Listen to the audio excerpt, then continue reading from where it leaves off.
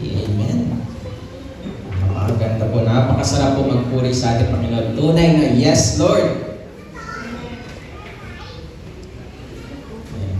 Dinala ko po yung laptop kasi nabalitaan ko na kukunin na nga daw po ng panghapon yung monitor natin dito sa harap. Buti nagawa ng paraan ni Brother John. Praise God po.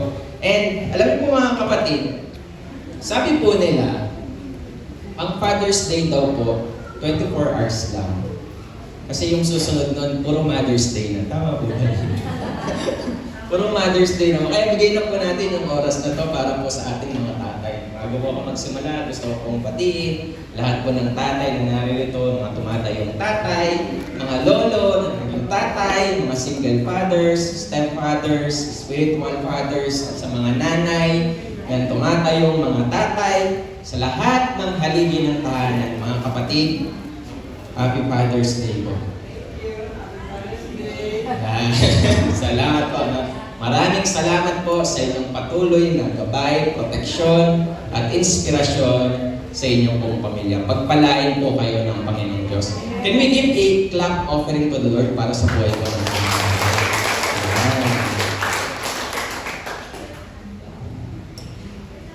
Okay po. So ang ating pong sermon, so bigyan na po natin sa yung naalala niyo po last time, si Pastor Iner ang nag-message po about Mother's Day. So kanya pong lingkod ang magbabahagi po ng mensahe sa umagang ito about Father's Day po. Kaya yung ating pong sermon sa umaga pong ito is all about the Father's heart. Sa Luke chapter 15 po, alam po, pamilyar na kayo sa teksto na binasa ko kanina. Kamakailan lang, naging devotion din natin to kay Brother Kenneth, yung all about alibughang anak o yung prodigal son. Pero alam niyo po, dun sa kwentong yun, hindi lang siya about dun sa anak, kundi makikita din natin yung pag-ibig ng isang ama. Kaya ng pag-ibig ng Diyos sa bawat sa atin. Bago po ituloy yung aking sermon mga kapatid, let me ask you this question. What makes your father special? So tingin niyo po, anong katangian ng tatay mo na masasabi mong special para sa akin? Na na-appreciate ko para sa tatay. Meron ba? Parang walang naisagot. Di ba meron? Alam niyo ba, siguro marahil iba sa atin dito, sinasabi nila, yung tatay ko, napakasipag yan. Napakasipag, iba yung kasipagan ng tatay ko. Yung tatay ko, provider yan. Yung tatay ko, mabait yan. Yung tatay ko, mapagmahal yan. Alam niyo, habang ginagawa ko yung sermon, yan ang nakitang ilang illustration. Kinumpara yung tatay sa mga cellphone. Pumili lang ako ng tatlo. Sabi ko doon, yung isa daw tatay, parang Nokia. So, kasi ako nakagamit ng Nokia dito. Parang Nokia 3310. Napakatibay. So, the unbreakable dad. Ito po yung klase ng mga tatay na kung saan, no? Kahit anong hirap ng buhay, hindi kayo binitawan, hindi kayo sinukuan, hindi kayo tinalikuran. Kahit mahirap, kahit nakakapagod, patuloy niyang tinaguyod yung kanyang pamilya. Ganito po, makilala po tayo ng ganitong klase po ng tatay. The unbreakable father. Pero naman parang iPhone. Yan. Yung iPhone, the supportive father. Meron ba kayo ganito kilala tatay na parang isang iPhone na kung saan bawat hingi, si tatay laging nandyan. Pag may award ka, si tatay lagi nandyan. Pag may utang, si tatay, laging nandyan. Na lagi mo nalalapitan, very supportive si tatay. Sa lahat ng achievements mo, laging nandun si tatay. Siguro yan, parang iPhone. And lastly, parang Android. Nakikita nyo, siguro majority sa atin dito naka-Android. Yung Android po natin, pang daily use yan. Ang daily use yung cellphone natin, gamit na gamit, araw-araw. At alam niyo po, ito yung nakakatuwa, yung ganitong klase ng tatay, yung mga sacrificial father. Napapansin niyo po, na merong mga tatay na kung saan, kahit matanda na, kahit may edad na, kahit nahihirapan na, nagtatrabaho pa din para sa ating pamilya. Nakakatuwa, naalala ko tuloy, meron akong napanood doon na isang LTO enforcer, di ko alam kung napanood po nito. Senior citizen na po siya, nahuli siya. Sabi. Dahil po sa illegal parking, sabi po nung tatay, kaya ko ito ginagawa dahil para sa pamilya ko. So So magkano babayad ng illegal parking na yun? Kaya sa kabilang kanilang katandaan, ng kanilang karamdaman, no, ay nagsisikap pa rin sila para sa kanilang pamilya. Kaya ito yung katotohanan mga kapatid na hindi lahat ng tatay pare-pareho. Naniniwala po ba kayo? Meron at merong naiiba sa ating mga tatay. Ngunit bawat isa po sa kanila, merong katangian na kung saan na ipadadama nila sa atin yung kanilang pag-ibig. Gaya po ng katangian ng isang tatay sa kwento na ating pong pagbubulay-bulayan sa umaga pong ito. Sa Luke chapter 15 po, isinulat po ito, yung konteksto po nito, ito itong po sa mga Pariseo na nagre-reklamo sa ating Panginoong sa Kristo. Sabi doon sa 15 verse 2, sabi po doon, "This man welcomes sinner and eats with them." So kasi para sa mga reliyoso, para sa mga Pariseo, yung mga makasalanan dapat layuan. Pero para sa ating Panginoong sa Kristo, yung mga makasalanan dapat hanapin. Kaya nakikita natin merong lost coin, lost sheep, and this lost son natin pong pag-aaralan. Sabi po doon sa verse 13, "Pagkalipas ng ilang araw, pinagbili ng bunso ang kanyang bahagi at nagpunta sa malayong lupain. Nilustay roon sa mga bisyo ang lahat niyang kayamanan." Let me ask you this mga kapatid. Yung pong nakita natin yung alibugang anak, yung bunsong anak, hinihingi niya yung mana. Kung naaalala niyo, nabanggit ni Pastor Mir, no, very disrespectful sa isang anak na buhay pa yung tatay niya, pero kinuha niya na yung kanyang pag-aari, yung portion niya, yung mana niya. Eh nakita natin, hindi ito nagamit sa magandang paraan. No? Ilustay niya, nag-enjoy siya. Nakala niya, doon siya makakuha ng freedom. Yung pag-alis niya, doon niya ma-enjoy yung buhay. Pero let me ask you this, Martin. Just like kanina, tingin niyo po, what made the son decide to go home? Familiar sa inyo yung kwento. Bakit nga ba siya bumalik? Yun yung tanong bakit ba siya naisipang magbalik na lang sa kanyang tatay? Hindi ba pwedeng gumawa siya ng paraan? No? So tayo, umalis naman na siya. Humiwalay na siya. Hindi ba pwedeng magtrabaho na lang siya? Mag-abroad na lang siya?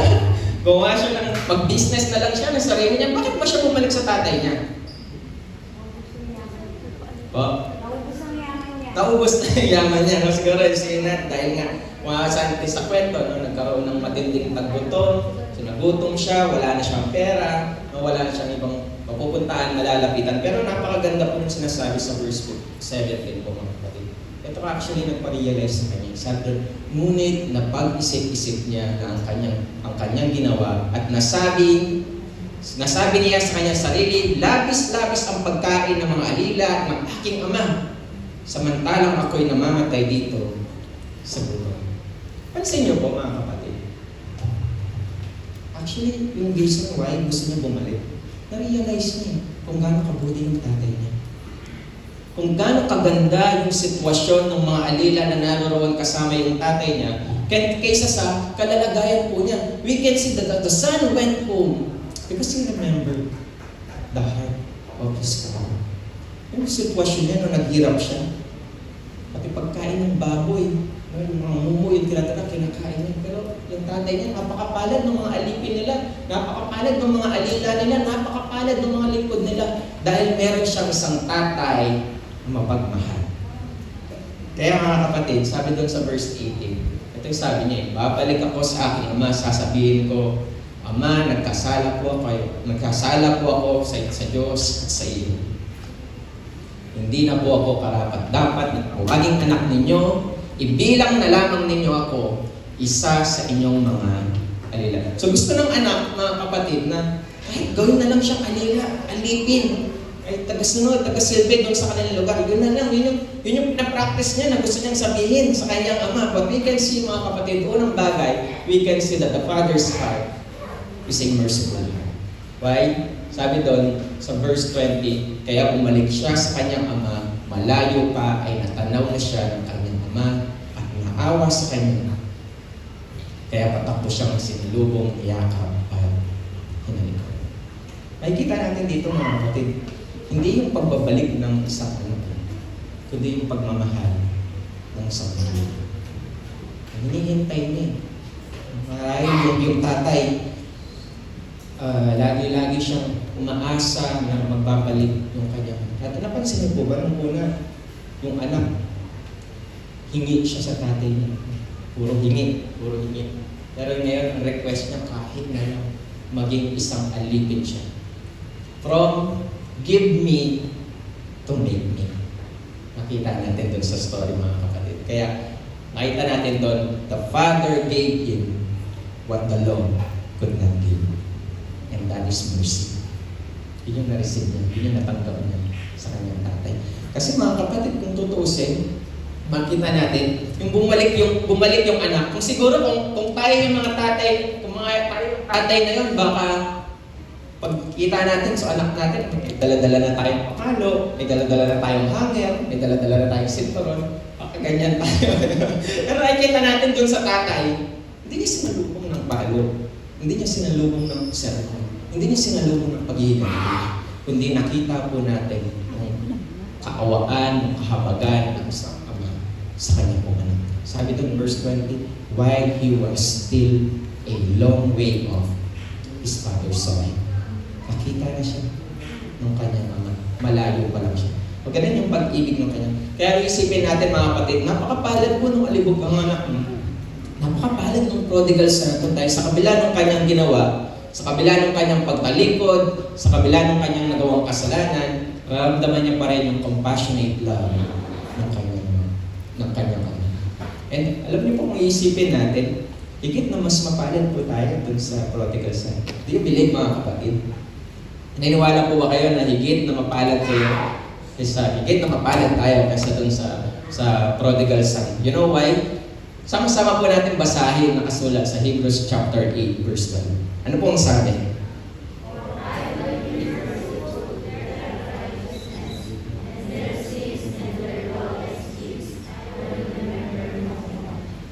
Tingnan niyo po. Makita niyo po kung gaano kabigat yung talata. Sabi doon, sa wikang Tagalog, sapagkat patatawarin ko ang kanilang mga kasalanan at kalilimutan ko ang kanilang mga kasamaan, I will remember no more. Kasi tayo minsan, pag nagpatawad tayo, may resibo eh. Hindi mo makakalimutan yung ginawa sa'yo. Pero nakita niyo po kung gaano ka-gracious, gaano ka-merciful yung Diyos na meron tayo. Sa kabila ng ating pagtalikod, sa kabila ng ating pagsuway, sa kabila ng ating mga nagawang kasalanan, God says, I will remember no more. Through Jesus Christ, tayo po ay natubos sa ating mga kasalanan. We are accepted, we are cleansed, and we are forgiven. Amen po ba doon mga kapatid? Amen. Pangalawang katangian po ng magulang o ng isang ama sa ating pong teksto is the Father's heart is a loving heart. Hindi lang merciful na ating pag-ibig ng isang ama. Sabi doon, ngunit tinawag ng ama ang kanyang mga alila, dali, kunin ninyo ang pinakamagandang damit at bihisan ninyo siya. Suotin ninyo siya ng singsing at ng sandalyas. Makikita natin yung restoration aid sa story ko mga kapatid. Yan, makikita ko natin yung una, yung the road of acceptance. Identity restored, yung pagiging failure ng isang anak, binalutan ng karangalan ng kanyang ama. We can see the ring of authority. Hindi siya ginawang servant, hindi siya ginawang alipin. Sinutan siya ng singsing. It is a symbol of authority and legal identity ng isang miyembro ng isang pamilya. Ibinigay dun sa kanyang anak. And we can see the sandals of freedom. Diba pagka-alipin o wala silang panyapak. Pero yung tatay, sinutan siya ng sandals. Kasi yung anak niya, hindi siya bumalik, hindi siya tinanggap bilang isang alipin, bilang isang bisita. Hindi tinanggap siya ng buong buo bilang isang he restored his identity. Alam niyo po mga kapatid, makikita natin sa talatang ito that he deserved rejection because of his sin, but he received restoration because of his father's love. Napakaganda po. Dapat palusahan siya. Dapat magkaroon ng punishments. Pero nakita natin yung pag-ibig po ng isang anak. sa kanyang anak. Ganito yung pinakita ng Ama yung kanyang pag-ibig sa kanyang bunsong anak. Naranasan din po natin yung ganitong klase ng pag-ibig sa ating mga tatay, sa ating mga nanay, sa ating mga magulang. Na dapat pagalitan kayo ng nanay, dapat paluin kayo ng nanay. Napakapasaway ninyo, biruin ninyo. May baon na kayo sa school, nagkaklating copy classes pa kayo. Di ba? Ganyan minsan. Di ba? Minsan, alagang-alaga tayo ng ating mga magulang. Pero minsan, pasaway tayo. Naisip niyo na rin ba minsan na maglayas sa inyong tahanan? Naisip niyo rin po ba yun? Meron na bang gumawa din sa mga anak na maglayas? Baka yung iba sa atin dito, naisipan na. Kaso nung na-realize nila, natamad pala sila, hindi na lang ginawa. No, minsan ganyan nangyari, makakita natin mga kapatid. Kaya sabi sa atin, any man can be a father, but it takes someone special to be a dad. Tandaan natin mga kapatid, madaling maging tatay, pero mahirap ang pagkatatay. Madaling bumuo ng pamilya, pero mahirap bumuhay ng pamilya. Kaya, mapapansin natin mga kapatid, mapalad ka bilang isang anak na meron kang tatay, meron kang nanay, meron kang magulang na nagmamahal sa iyo. Kaya mga kapatid, mapapansin natin, di ko alam kung expressive yung mga tatay po ninyo. Kasi kaya yung tatay ko, hindi naman siya mahilig magsalita ng I love you. Naririnig ko. Kung sa nanay, madalas natin naririnig salita ng I love you, sa tatay yata, bihira. Pero alam niyo po, nakikita natin yung pagsisikap nila, yung sakripisyo nila sa pamamagitan ng kanilang ginagawa. Alam niyo po, no? Minsan hindi natin nare-realize, ang sarap-sarap ng ulam natin sa bahay, pero yung tatay natin, habang nagtatrabaho sa malayo, panay ang pagtitipid para lang may mauwi sa kanyang pamilya. Siguro minsan iisip natin, ang sarap-sarap ng tulog natin sa bahay, pero yung tatay natin kahit gabi na andun pa rin sa labas, nagtatrabaho para lang merong pangtustos ng pangangailangan sa bahay. Alam natin, kahit minsan hindi naman natin napapansin yung mga tatay natin, sumasakit din yung katawan niya, nahihirapan din yan, pero hindi sinasabi sa atin. Nakagustuhan nilang makapagtrabaho, makabayad sa gastusin, sa mga utang natin, ginagawa po nila. Kaya mga kapatid, tandaan natin, as a love check, yan. Ang isang tunay na ama, hindi lang nabubuhay para sa sarili niya, nabubuhay siya para sa pamilya niya. Kaya pagpalain po kayo mga tatay na nagsisikap, nagtsatsaga, nagsasakripisyo para sa inyong pamilya. Kasi hindi na tayo buhay pinata. Meron na tayong pamilya na kailangan po natin alagahan. O kailangan po natin bigyan ng halaga sa ating buhay. And ganyan din tayo bilang mga anak ng Diyos. Hindi lang yung ating earthly fathers, kundi yung ating Diyos. Sabi doon sa Romans chapter 5 verse 8. Sama-sama natin basahin mga kapatid.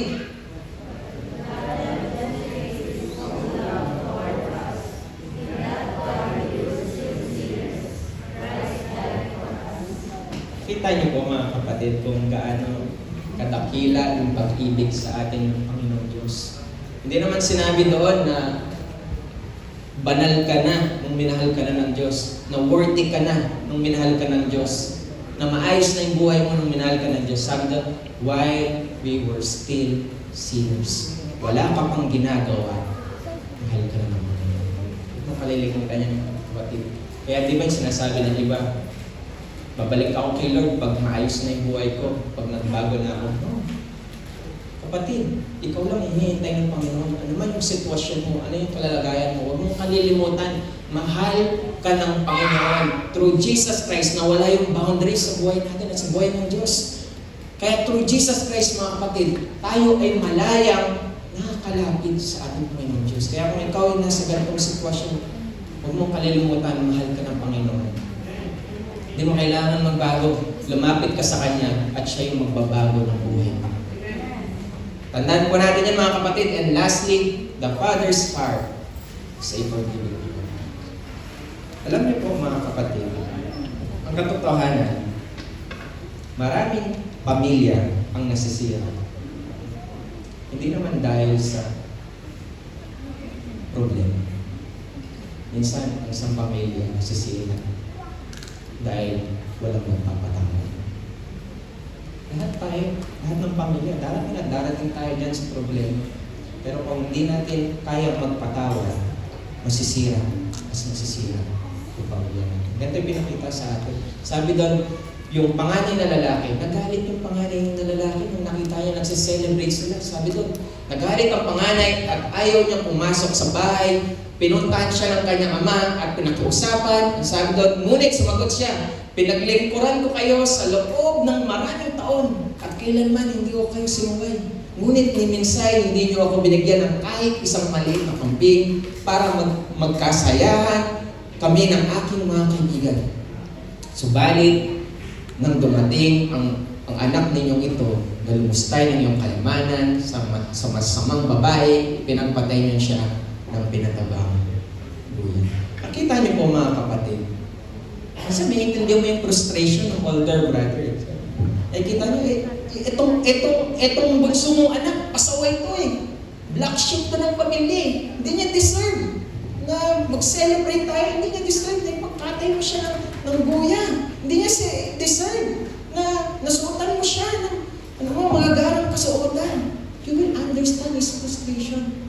Kasi yun yung tingin niya. Sabi niya, siguro sa panahon natin, baka sabi niya, buti nga sa'yo, deserve mo yan. Na back to yung katuloy. So, ganun yung mga terminology ngayon sa generation mo. Pero isipin po natin, yung mindset ng older brother, ganyan po yung mindset ng mga Pariseyo. Kasi para sa kanila, yung makasalanan, dapat layuan, dapat talikuran, dapat parusahan. And what we can see, the Pharisees define people by their sin, but the Father define people by His love. May pinatupad ng Diyos yung kaparusahan sa bawat sa atin. Wala tayong pag-asa sa langit. Pero dahil mahal tayo ng Panginoon, napakapalad po ng bawat sa atin na meron tayong mapamahal na Diyos. Alam niyo po mga kapatid, sa buhay natin, sabi dun sa 32, sabi nung nararapat lang na tayo magsaya at magdiwang sapagkat namatay ang kapatid mo, ngunit nabuhay, nawala, ngunit natagpuan. At ganun din ang ating Ama na sa langit, kapag tayo naliligaw, nahanap niya tayo, kapag tayo bumabalik, tinatanggap niya tayo, at kapag tayo bumabagsak, dinabangon niya tayo. Praise God, nakakabuti po ng ating Panginoon. Ito yung panawagan po sa lahat ng mga anak na rarito. Kung ikaw man yung isang anak na lumayo, ikaw man isang anak na nalamig, ikaw man isang anak na napagod, nalikot, ang mensahe ng parable mga kapatid, simple lang. Lagi mong tatandaan sa kabila ng iyong ginawa, huwag mong kalilimutan na meron kang nag-iisang Ama na hindi nagbago kahit nagbago. Mahal ka ng iyong magulang, mahal ka ng iyong tatay, mahal ka ng iyong nanay, at higit sa lahat, mahal tayo ng Diyos na nagsasabi. So as a conclusion, tandaan natin yung tatlong bagay po na story po mga kapatid. The three beautiful truths about the Father's heart is a merciful Father, is a loving Father, and a forgiving Father. Gusto mong iwan as a challenge po sa ating mga tatay na naririto mga kapatid. Tandaan po natin ito mga kapatid. Lobat yata yun. Kaya pa-next na lang po, last part natin. Ang sabi po doon, a father's greatest achievement is not what he builds for his children, but what he builds in his children. Mga magulang, mga nanay, mga tatay, kung pwede natin ibigay sa ating mga anak ay hindi lang magandang bahay, kundi isang magandang buhay. Pakilala po natin ang ating mga anak sa ating Diyos na mahabagin, mapagmahal, at ating Diyos na mapagpapahal. Pag po tawagin yung ating mga tatay, meron po inihandang short presentation ng ating pong media team